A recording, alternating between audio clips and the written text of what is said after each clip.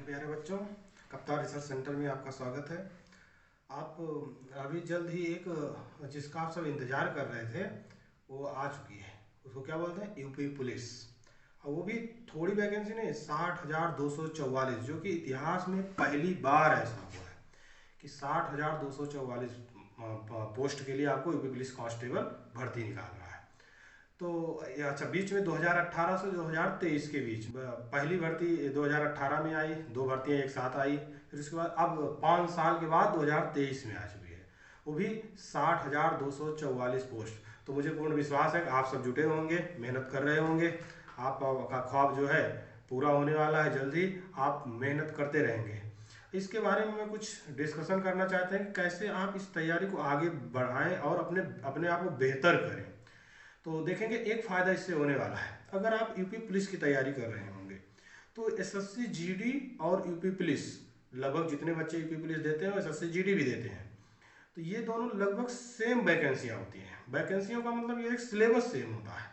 Syllabus same, जैसे आप जो जो सब्जेक्ट उसमें आएंगे वही वही सब्जेक्ट इसमें आते हैं। जैसे एसएससी जीडी में आपका हिंदी आता है, अंग्रेजी भी आता है, लेकिन कुछ अपने उत्तर प्रदेश वाले सब हिंदी भाषा है तो हिंदी ही डालते हैं। तो हिंदी आता है, उसमें भी हिंदी यूपी पुलिस में भी आता है। सामाजिक विज्ञान अर्थात जीएस, जीके जीएस जिसको बोल देते हैं हम सब, वो कम्प्लीटली एसएससी जीडी में भी है, वही सेम जीके जीएस उसमें भी है। उसके बाद मैथ उसमें भी आता है, मैथ बस फर्क इतना है कि इसमें एसएससी जीडी में जो है वो प्रत्येक सब्जेक्ट के 20-20 प्रश्न आते हैं। उसमें फिक्स दे दिया गया है कि 20 प्रश्न आएंगे ही आएंगे। और आपके यूपी पुलिस में 150 प्रश्न आते हैं। तो उसमें लगभग 35-40 ऐसे अप्रॉक्स चलता है रेशियो। 35 आपका जीके जीएस हो जाता है, 35 हिंदी हो जाती है, 40-40 करके ऐसे ही करके कुछ बना देते हैं पेपर। लेकिन आपका जो ये एसएससी जीडी उसमें फिक्स है, 20 प्रश्न मैथ के आएंगे, 20 रीजनिंग के आएंगे, आपके 20 जीएस के भी आएंगे, जीके जिसमें स्टैटिक जीके भी होगा, और आपके रीजनिंग के भी आ जाएंगे। तो कंप्लीटली जो प्रश्न आएंगे 80 प्रश्न आते हैं इसमें। एसएससी जीडी में 80 प्रश्न आते हैं और प्रत्येक प्रश्न उसमें भी 2 नंबर का होता है। और उसी प्रकार सेम पैटर्न अपनाता है हमारा उत्तर प्रदेश पुलिस विभाग। उसमें भी 150 प्रश्न आएंगे, प्रत्येक प्रश्न 2-2 अंक के होंगे। लेकिन एक चीज इसमें ये दिया गया, कुछ बच्चे इसमें कंफ्यूज हैं कि उसमें 0.5 माइनस मार्किंग है। बेटा जब प्रश्न 2 नंबर का, अंक 2 नंबर है, 0.5 मतलब क्या होगा? 1/4 ही हो गया ना। तो इसमें किसी भी प्रकार का कोई कंफ्यूजन नहीं होना चाहिए। 1/4 ही माइनस मार्किंग है। बहुत सारे बच्चे पूछ रहे थे कि कैसे इसमें क्या 1/2 कर दिया गया। 1/2 बेटा नहीं, 1/2 तब होता है जब प्रश्न 1 नंबर का होता है। प्रश्न कितने मार्क्स से है? 2 मार्क्स से आ रहे हैं। जब प्रश्न आएगा तो 1/4 ही माइनस मार्किंग। सेम कंडीशन आपके एसएससी जीडी में होता है। 80 प्रश्न आएंगे, उसमें से 160 नंबर पूर्णांक होगा, और उसमें से आपका माइनस मार्किंग भी कितना रहेगा? 1/4 ही उसमें भी रहता है।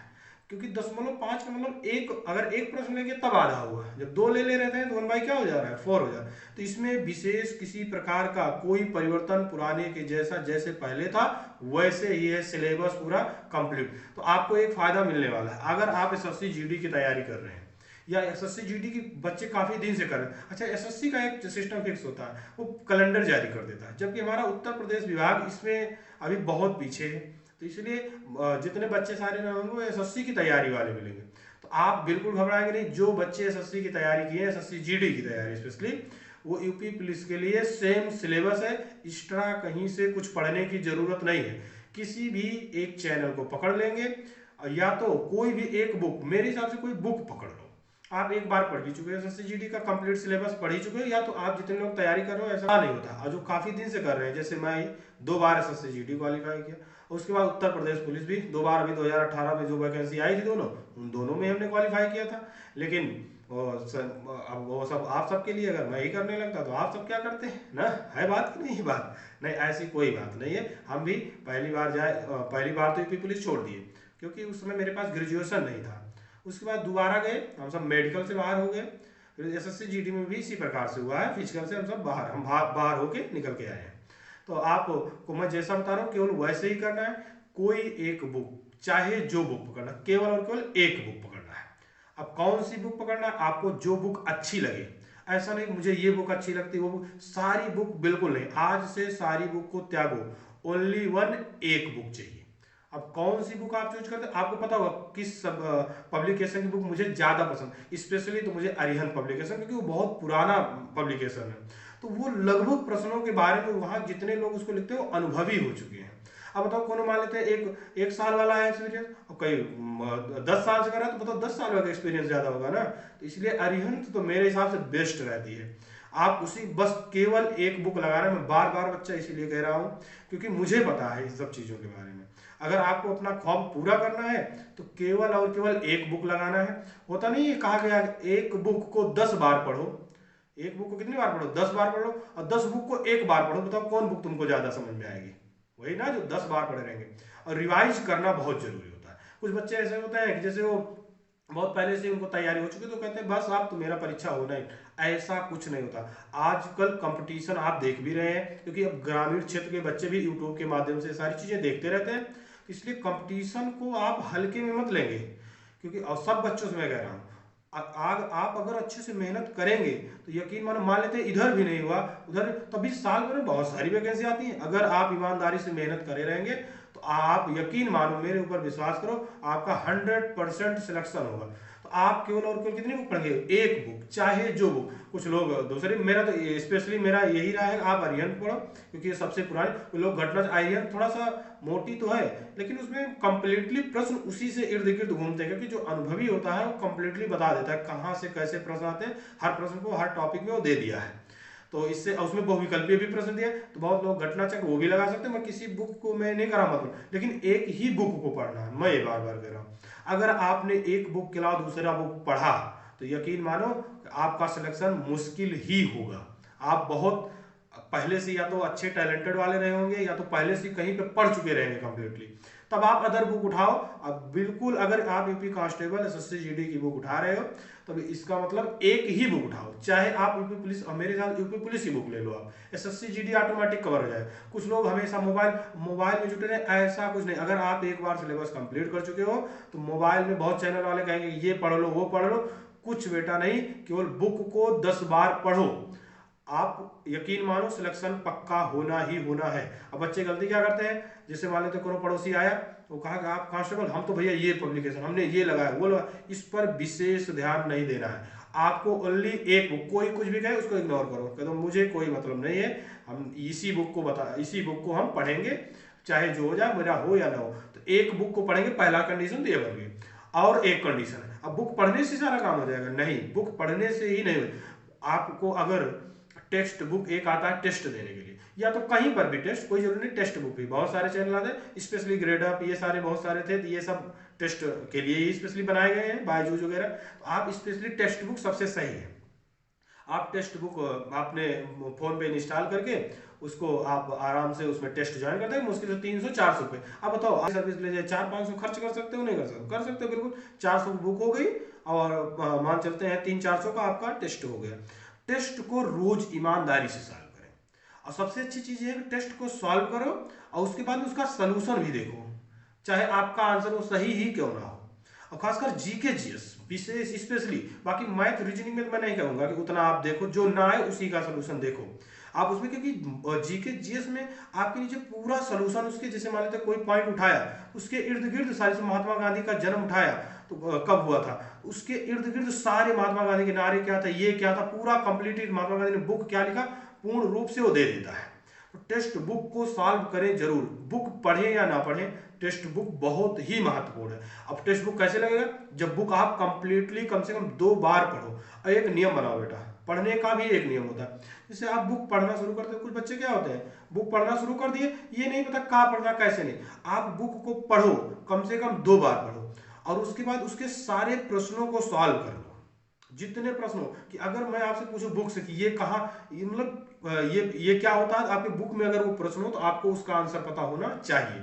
और प्लस टेक्स्ट बुक का सलूशन बेटा जरूर करेंगे। अगर आप टेक्स्ट बुक से सलूशन नहीं कर रहे या टेस्ट नहीं दे रहे तो यकीन मानो सिलेक्शन 99% नहीं होगा, क्योंकि टेस्ट लगाना ही मेन चीज है। क्योंकि आजकल पढ़ने वाले बच्चे बहुत मिल जाएंगे, सब कंपटीशन में जुटे हुए।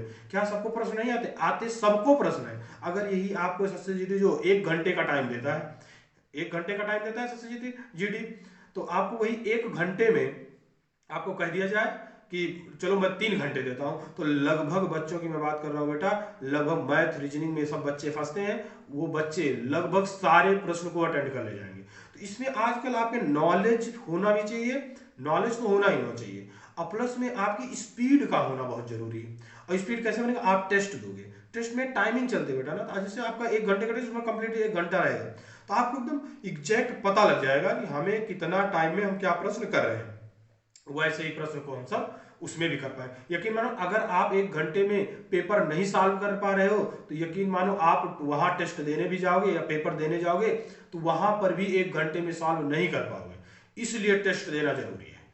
तो टेस्ट देना जरूरी है। तो 2 चीज हो गए। तीसरा का बेटा करंट अफेयर की बात सब करते हैं कि उनका देख लो, उनका देख लो। करंट अफेयर मैं मानता हूं कि ज्यादा देखने की जरूरत नहीं है, ज्यादा से ज्यादा 10 नंबर के प्रश्न आए तो कोई भी एक बुक ले लो करंट अफेयर की, मुश्किल से, ज्यादा महंगी नहीं ले, मोटी नहीं ले। कुछ लोग रहते हैं बहुत मोटी बुक ले लेते हैं, बुक एकदम पतली, मुश्किल से 10 15 से 20 पन्ने की बुक आती है। बहुत सारी बुक ऐसे बनेंगी, आप मार्केट में जाओगे तो बहुत कोशिश, कोई भी चीज की, किसी भी इंस्टीट्यूट की, कुछ भी चीज की, कोई भी करंट अफेयर मुश्किल से 20 पन्ने से अधिक ना हो। उसी करंट अफेयर को आप एक बार 10 बार पढ़ो। अब बताओ, आपको मान लेते हैं और बाकी करंट अफेयर वाले भैया पहले ही नंबर बता दें यूपी पुलिस है, यूपी पुलिस है, खूब, बिल्कुल कोई फर्क नहीं पड़ता है।